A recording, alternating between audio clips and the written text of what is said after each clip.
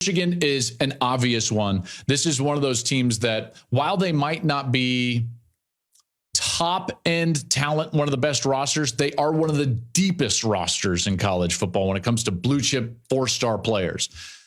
Rinse and repeat what I just said about Texas, about Michigan in terms of what they are at the line of scrimmage. This team is a boa constrictor.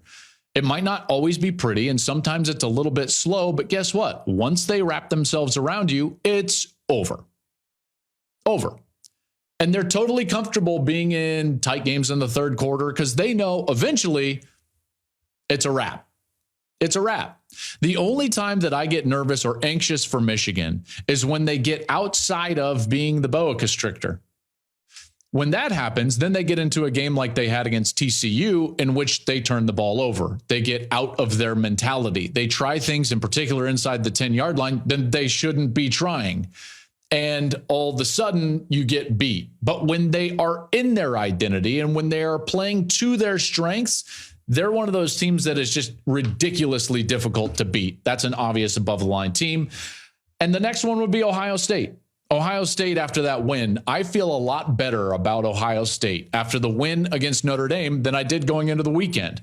One, I know that they have an absolute star at quarterback. Maybe not star, but like, you don't do that in the last minute 26 if you're Kyle McCord unless you are a dude. And he made some great throws. You can question Notre Dame all you want for their end-of-game strategy, and I have. You can go back and listen to Monday's show. But the plays still had to be made from the Ohio State side, and he made them. He made some incredible throws.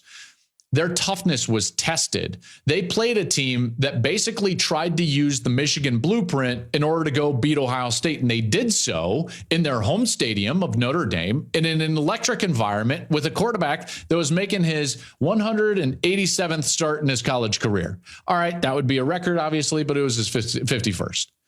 And they won. Ohio State did. Doesn't that give them a ton of confidence going into the rest of the season? I would think so. So here's a team that tried to use the Michigan blueprint in a great environment in their home stadium, and Ohio State was able to go on the road, sustain, win on short yardage defensively, get off the field when they needed to, make the plays when they needed to, in particular late, and win the game. It's exactly what they're going to need to do later in the season. That gives them a lot of confidence.